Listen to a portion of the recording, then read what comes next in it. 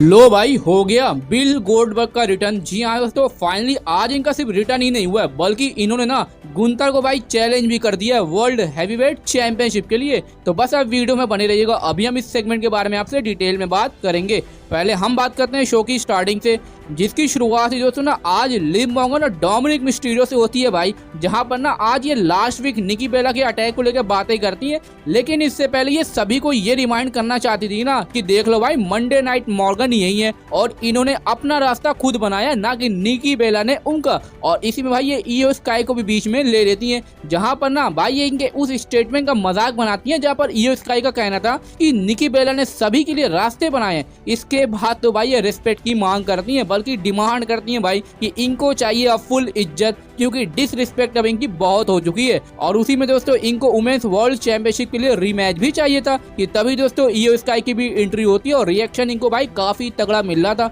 यहाँ पर दोस्तों ना ये ज्यादा कुछ तो नहीं बोलती हैं, बस लिव मॉर्गन को पहले चुप करवाती हैं और बोलती हैं कि अगर आपको ये टाइटल चाहिए ना तो फिर तो आपको भाई इसको यर्न करना पड़ेगा, डायरेक्ट इसका कोई ऑप्शन नहीं है। और उसी के बाद तो भाई ये डोमिनिक भी शुरू हो जाते हैं ईओ स्काई के ऊपर शॉट लेने के लिए, लेकिन तभी ईओ स्काई दोनों लोग के ऊपर ड्रॉप किक लगाकर उनको रिंग से बाहर कर देती हैं और खुद ही सेलिब्रेट करने लग जाती हैं। यानी दोस्तों यहाँ से ये तो क्लियर लग रहा है कि शायद ना अब हमको नाइट्स ऑफ चैंपियन में Iyo Sky versus Liv Morgan के बीच में ना वुमेन्स वर्ल्ड चैंपियनशिप के लिए मैच देखने को मिल सकता है, क्योंकि इस सेगमेंट के बाद तो भाई डायरेक्शन तो मुझे अब यही लग रहा है। लेकिन भाई आज जो ईओ स्काई के साथ हुआ ना कैरी सेन के मैच में, भाई इसको देखकर तो ऐसा लग रहा है कि शायद लिव मॉर्गन आपको काफी टाइम या कुछ हफ्तों के लिए टेलीविजन पर ना देखे। जी हाँ दोस्तों, इनका शोल्डर भाई डिसलोकेटेड हो गया। तो अभी उस मैच के बारे में हम आते हैं तो आपसे हम बात करते हैं। उसके बाद दोस्तों शो पर हमको Stephanie Vaquer versus Ivy Nile versus Raquel versus returning Asuka के बीच में फेटल 4 वे मैच देखने को मिलता है queen of the ring tournament के लिए। और मैच तो भाई ये रेसलिंग वाइज काफी शानदार था, बल्कि आस्का को लेकर ना क्राउड तो भाई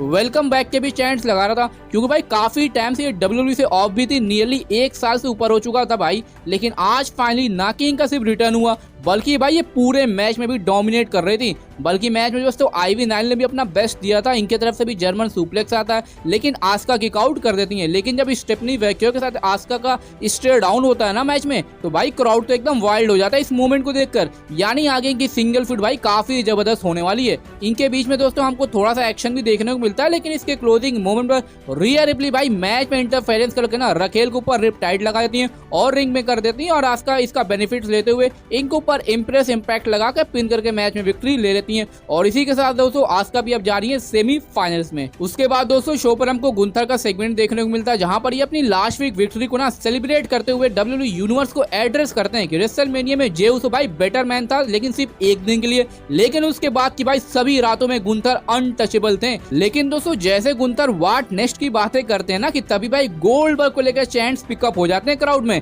यानी क्राउड भी समझ गया था कि गोल्डबर्ग तो आने ही वाले, लेकिन भाई गुंथर इसको एक रूमर्स बता देते हैं कि ये तो भाई अफवाह है और इसकी इनको कोई परवाह नहीं है। और इसके बाद ये सेथ रॉलिंस पर भी आते हैं कि इन्होंने बोला था कि आपके चैंपियन बनने के बाद ये टारगेट होने वाले हैं, तो भाई फिर तो तू आजा, मैं यही हूँ। तो भाई रॉलिंस तो नहीं आते, बल्कि इनके जगह पर हमको गोल्डबर्ग का रिटर्न देखने को मिलता है। क्राउड तो एकदम एक्साइटेड हो गया था भाई इनको देखकर। गोल्डबर्ग के काफी तगड़े तगड़े चैंट्स भी लगते हैं। गुंथर तो भाई इनको देखकर शॉक हो जाते हैं, क्योंकि रूमर्स अब रियलिटी में जो बदल गया था। गोल्डबर्ग आते भाई गुंथर से बोलते हैं कि मैं तो यहाँ पर तुम्हें वर्ल्ड हैवीवेट चैंपियन बनने पर ना बधाई देने आया हूँ भाई, और मैं प्राउड हूँ तुम पर। लेकिन भाई ये बधाई ना सिर्फ एक ट्रैप थी। और फिर गोल्डबर्ग रियल बातें करते हैं, एटलांटा में जो कुछ भी तूने मेरे और मेरे परिवार को लेकर किया था ना, उसका हिसाब तो भाई अब मैं वहीं एटलांटा में ही लूंगा। यानी दोस्तों गोल्डबर्ग ने गुंथर को भाई चैलेंज कर दिया सैटरडे नाइट मेन इवेंट के लिए, जो कि एटलांटा से होने वाला है। और वहां पर ये गुंथर को सिर्फ सीख ही नहीं देंगे, बल्कि डिस्ट्रॉय भी करने वाले कि फैमिली के साथ डिसरिस्पेक्ट करने को लेकर। जी हाँ दोस्तों, इनका मैच तो ऑफिशियल हो चुका है, जो कि 12 जुलाई संडे को सैटरडे नाइट मेन इवेंट में होने वाला है। और ये कोई नॉर्मल मैच नहीं है भाई, ये वर्ल्ड हैवीवेट चैंपियनशिप के लिए होने वाला है। तो भाई आप देखते हैं वहां पर क्या होता है, क्या गोल्डबर्ग इस उम्र में चैंपियन बनेंगे या गुंथर इनको ह्यूमिलेट करने वाले हैं। वैसे भाई वो तो वक्त ही बताएगा कौन किस पर भारी पड़ता है। लेकिन आप बताओ भाई कि आप इस मैच को लेकर एक्साइटेड हो या नहीं, हमको कमेंट सेक्शन में जरूर बताइएगा। उसके बाद दोस्तों शो पर हमको एजे स्टाइल्स वर्सेस जेडी मैकडॉन के बीच में भी सिंगल मैच देखने को मिलता है। और भाई मैच तो ये बहुत लंबा नहीं चलता, लेकिन काफी तगड़ा जरूर था।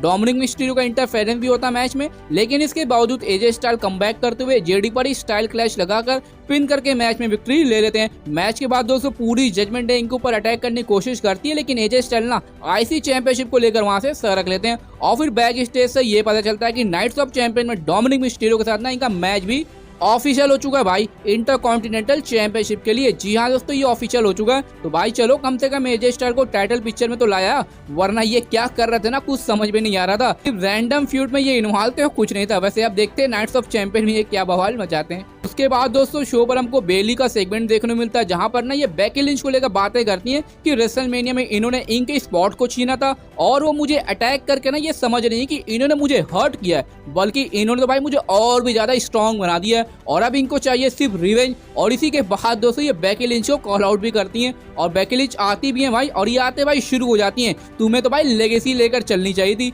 लेकिन तुम तो भाई फेक दोस्तों के लिए जीती हुई यानी लैरा वल्करी की ये बात कर रही थी। बल्कि इनका ये भी कहना था कि रेसलमेनिया में तुम्हारा ना होने से ना इन क्राउड को भाई कोई फर्क नहीं पड़ा था और तुम इनसिक्योर हो और इसलिए तुम मुझे ब्लेम कर रही हो, और अगर तुमको मैच चाहिए टाइटल के बिना ना तो कोलंबस में आओ। और इसके बाद ये बेली पर अटैक करने जाते हैं, लेकिन तभी बेली इनको पर अटैक करते हुए रिंग से बाहर कर देती हैं। और अब दोस्तों नेक्स्ट वीक रॉ पर ना इनके बीच में नॉन टाइटल मैच ऑफिशियल हो चुका है। वैसे दोस्तों अगर देखा जाए तो इस फ्यूड में काफी ज्यादा पोटेंशियल है भाई, अगर डब्ल्यूडब्ल्यूई इसको कैसे से बिल्ड करे, बस इसको रियून ना करे, वरना ये भी ग्रेट स्टोरी खत्म हो जाएगी। खैर दोस्तों उसी के बाद शो पर हमको carry Sen versus Liv Morgan के बीच में सिंगल मैच देखने को मिलता है। और भाई मैच स्टार्ट होते ही नहीं कि तुरंत ही बात ना, यानी कैरी सेन के एक ही अटैक से भाई लिव मॉर्गन अपने शोल्डर को पकड़ लेती हैं और ये काफी ज्यादा पेन में दिखाई दे रही थी। डॉक्टर्स आते हैं, चेकअप करते हैं और फिर इनको बैक स्टेज ले जाते हैं और फिर थोड़ी देर बाद ये पता चलता है कि इनका शोल्डर भाई डिसलोकेटेड हो गया, यानी अब कुछ टाइम के लिए ना ये आउट ऑफ एक्शन रहने वाली है। वैसे उम्मीद तो भाई अभी यही करते हैं कि कोई सीरियस इंजरी ना हो,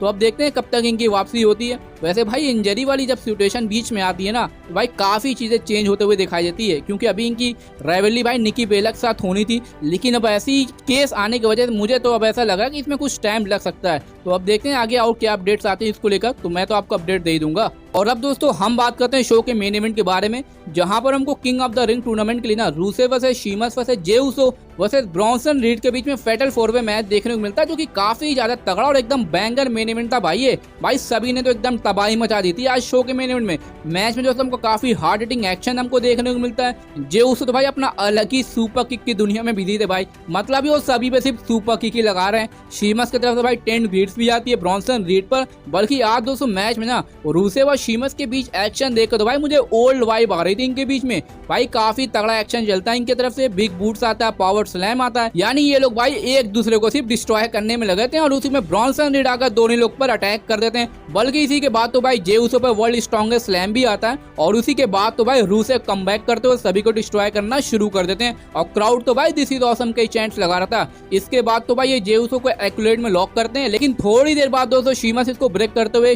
रूसेव पर भाई ब्रो किक लगा देते हैं और ब्रॉन्सन रीड शीमस पर अटैक करते हुए इनके ऊपर सुनामी लगा देते हैं, लेकिन पिन फॉल के टाइम जे उसो पिन को ब्रेक करवा देते हैं। और इसके क्लोजिंग मोमेंट पर दोस्तों ब्रॉन देकर भाई पहले तो ये जे उसो को डिस्ट्रैक्ट करते हैं, लेकिन तभी सैमी ज़ैन आकर इनको ऊपर अटैक करना शुरू कर देते हैं, लेकिन ब्रॉन ब्रेकर तो भाई इनको भी हैंडल कर लेते हैं काफी स्ट्रांगली तरीके से। लेकिन तभी दोस्तों पेंटा आकर भाई ब्रॉन ब्रेकर पर अटैक करते हैं और उधर रिंग में एल नाइट आकर ब्रॉन्सन रीड को डिस्ट्रैक्ट कर देते हैं, यानी कुछ ज्यादा डिस्ट्रैक्शन हमको हाथ देखने को मिल गया भाई मैच में। और इसी का बेनिफिट दोस्तों जे उसो को मिलता है और ये ब्रॉन्सन रीड पर पहले स्पेयर लगाते हैं, इसके बाद 2 बार स्प्लैश आता है और फिर ये पिन करके मैच में विक्ट्री ले लेते हैं। लेकिन तभी दोस्तों सेथ रॉलिंस की एंट्री होती है और ये भाई कुछ ज्यादा गुस्से में दिख रहे थे जे उसो को लेकर, और ये जैसे इनके ऊपर अटैक करने जाते हैं कि तभी दोस्तों कोडी रोड की भी एंट्री हो जाती है और क्राउड तो भाई एकदम एक्साइटेड हो गया था और सेथ रॉलिंस के साथ इनका इंटरैक्शन तो होता है, लेकिन कुछ भी होता नहीं आता भाई। सेथ रॉलिंस बिना कुछ किए वहां से सरक लेते हैं और जे उसो कोडी रोड हैंडशेक करते हैं और उसी के बाद दोस्तों शो भी वहीं से ऑफ एयर चला जाता है।